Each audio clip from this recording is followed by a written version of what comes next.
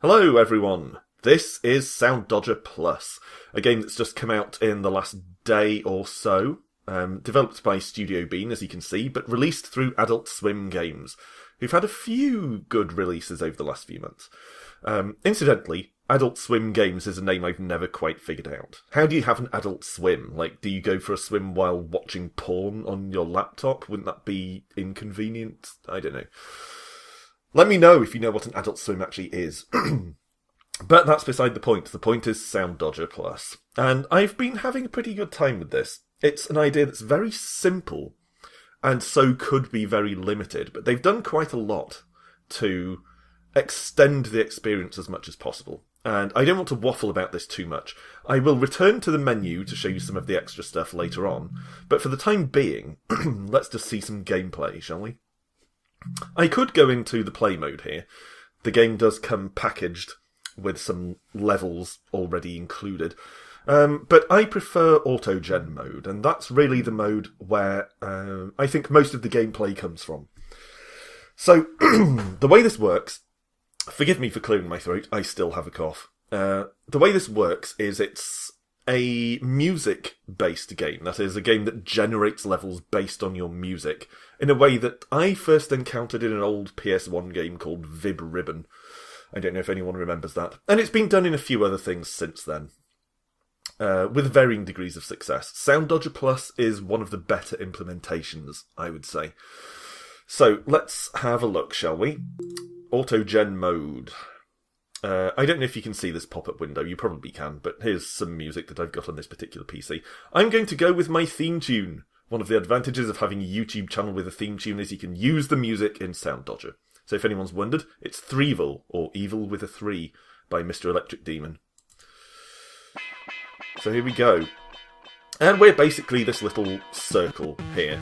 And the idea is to just avoid our way to victory. As you can see, all sorts of things pop out of the sides of this circle, based on a combination of level design and music, as far as I can tell. And I took a hit straight away. Basically, if you take a couple of hits, it's all over. Game over. Game over. Sorry, I was resisting the urge to go, game over, man! Game over! You know, aliens, etc. You get the reference. Anyway. It's a very simple idea. You just use the mouse to dodge around all this stuff as it comes out at you.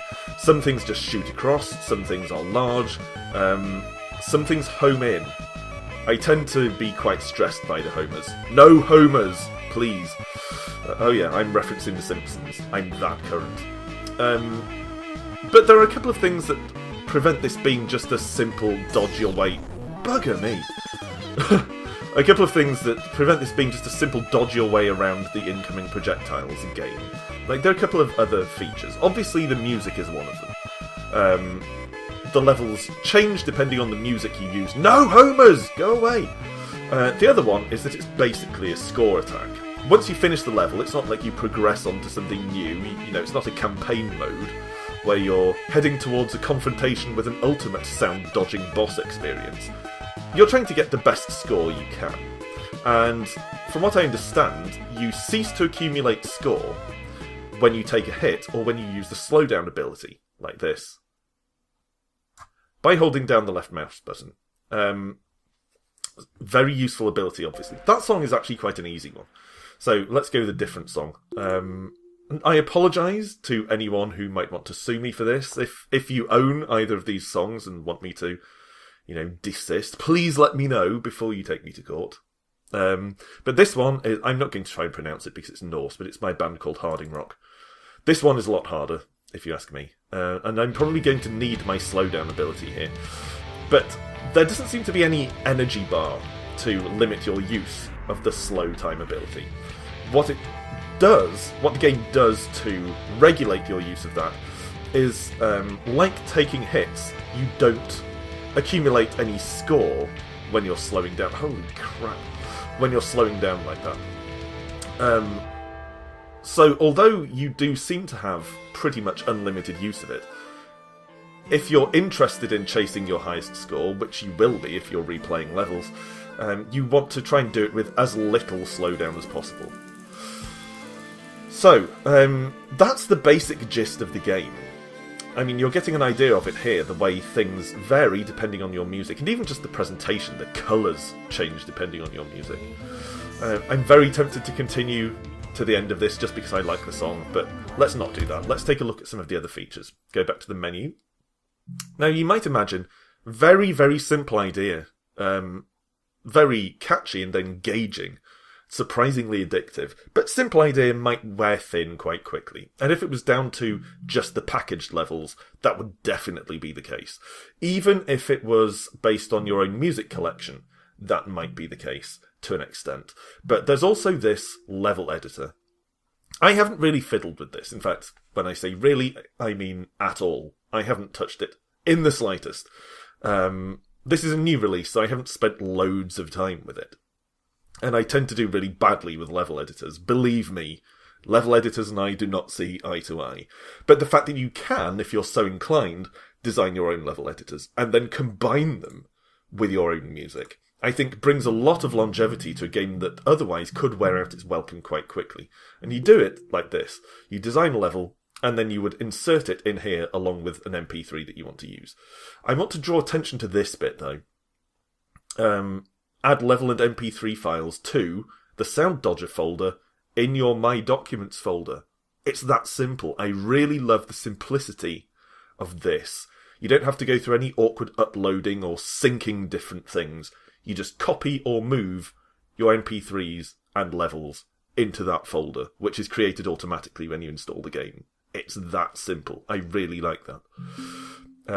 As someone who's not a great PC gamer, I really dislike it when games make things too complicated and you have to fiddle with all the technical crap.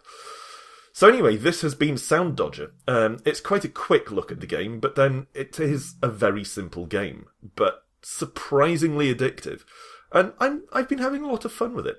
It's available on Steam at the moment for, I think, $4.49 in my local currency. So that would be, what, about $6 or something US, I think, $6 or $7. Currently $4.49 in UK currency. That's the opening week sale, I believe. That's up until the 18th, and then it goes up to £6, and presumably an equivalent increase in other currencies.